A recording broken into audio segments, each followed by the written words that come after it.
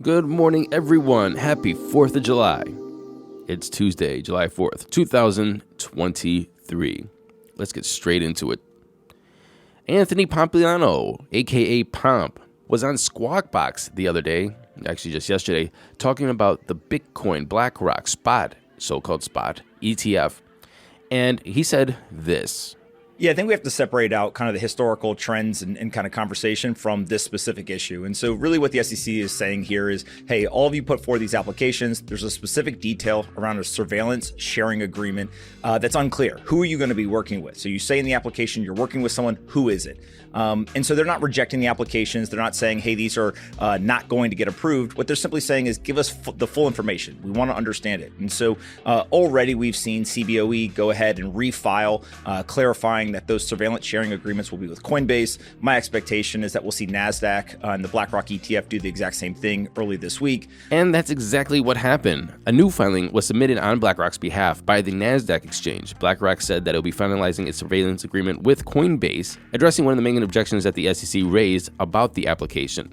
The new filing said this: the spot Bitcoin ETF SSA is expected to be a bilateral surveillance sharing agreement between NASDAQ and Coinbase that is intended to supplement the exchange's market surveillance program. This ETF will rely on Coinbase, the largest crypto exchange in the United States, as its custodian and its spot market data for pricing.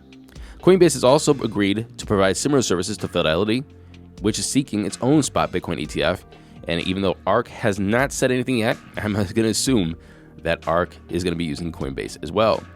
Now, I have criticism and understanding about all of this. Coinbase is under lawsuit from the SEC, and I understand that these two instances should not be put together. They should be completely separate, thought of as completely separate.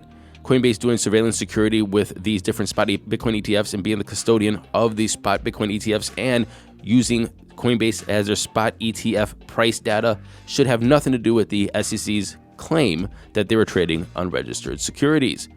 But are they completely separate? Is the SEC going to look at this completely separate? Is the SEC going to allow Coinbase a bigger foothold in the market, meanwhile suing them for trading unregistered securities? I am skeptical about this. But I also understand that Coinbase is the logical choice to go. Coinbase is the base for all U.S. crypto investments. They have the KYC, they have the capabilities, it makes sense. But if Binance US goes under, we have an ETF powered by Coinbase, Bittrex is out, FTX was a fraud, it's only a matter of time until Coinbase is getting sued for being a monopoly. Is this actually positive, or are there more hurdles that we have to jump over? I'm going to go with the latter. What do you think? Bookings at todayinweb3.com. And one last thing about Coinbase, I'm editing this in here a little bit later. I just looked up the top 10 owners of Coinbase, and well, surprise, surprise, ARK Investment, BlackRock Fund Advisors, Fidelity equates up to 13% of Coinbase ownership. Interesting. Speaking of crypto exchanges in the US, Cameron Winklevoss, the co-founder of Gemini Crypto Exchange, has made what he called the final offer to a debt restructuring negotiation over the bankrupt digital asset firm Genesis. This offer aims to bring resolution to months of discussions and mediation and includes a plan for a $1.465 billion forbearance payment and fresh loans denominated in USD, Bitcoin, and Ethereum. Oh, Cameron, he alleged that DCG engaged in fraudulent behavior, while Barry Silbert has been personally fostering a culture of lies and deceit. Cameron Winklevoss said this in quote, "Not even Sam Bankman-Fried was capable of such delusion." Wow. Speaking of alleged, and I'm going to say that lightly, but in air quotes, alleged fraud. This is alleged fraud. You know I'm saying alleged. You know what I'm saying. Anyway, alleged fraud and deceit. Kyle Davies and Suju, 3 Arrow Capital co-founders, you remember they announced the launch of their new exchange, OPNX, on April 4th of this year. And it was kind of seeming like that despite filing for Chapter 15 bankruptcy and owing 20 firms $2.8 billion from their collapsed fund, they just started opening a new exchange and going around with their business as usual. Well, Kyle Davies said, "I'm going to donate the future OPNX earnings to 3 Arrow Capital's creditors for karma." And he said this in a July 3rd Twitter space. He described the proposal as a payback scheme. I love that he said it as a payback scheme, as a shadow recovery process independent of the official liquidation process currently managed by global consulting firm Teneo. He said this is the first of its kind, and he's claimed that there's been already a number of creditors that have been made whole. I am skeptical. Here's the thing, is that lots of funds and companies and investments went under, banks went under because of the collapse of FTX, collapse of crypto, and the bull market going into a bear. They should have known better. Anyway, mismanagements happen. They do. And if you're running a business, businesses go under. I get it. But here's the thing that got the bad taste in everybody's mouth is that they kind of like just brushed it off. Oh, we lost, $3 billion. Don't worry about it. Let's open something new in the same space and just run it to make money for the most part. Only when crypto Twitter and everybody was criticizing them, and there's been a lot of action trying to make them stop doing this, did they turn around and say, hey, you know what? No, we're going to do this for the creditors. And of course, just like any marketer or salesperson said, don't worry, we already have a number of people who have benefited from this. I doubt they do, or even if they do, where did it come from? I want to see more transparency on this. Anyway, it just gives me a bad taste. I'm not going to use any product that they ever put out, ever. Speaking of stinking, do you remember that whole learn to code condescending BS that was told to truck drivers and factory workers for years in America as their jobs were threatened by driverless trucks and their jobs went overseas? You remember that?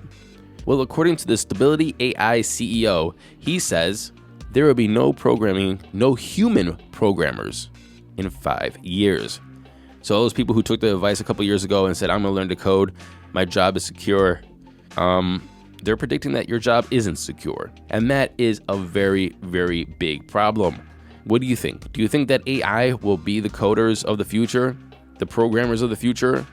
Do you think humans will have something to add to this whole process? Let me know. Bookings at todayinweb3.com. And finally, political satirist is getting slammed for creating deep fakes of Trump, Biden, Bernie Sanders cheating on their wives.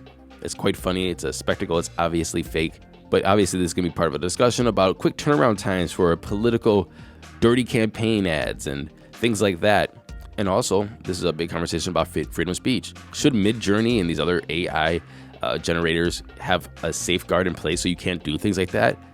That seems like an obvious infringement of speech, especially if you're talking about your politicians, somebody who's ran for office. I would hate my opponent to start putting out stuff like this, but it is speech, right? And I don't know if you guys have been using ChatGPT lately, but the things that it won't let you ask, the things that, and I'm not asking anything crazy, but just trying to, have a creative process.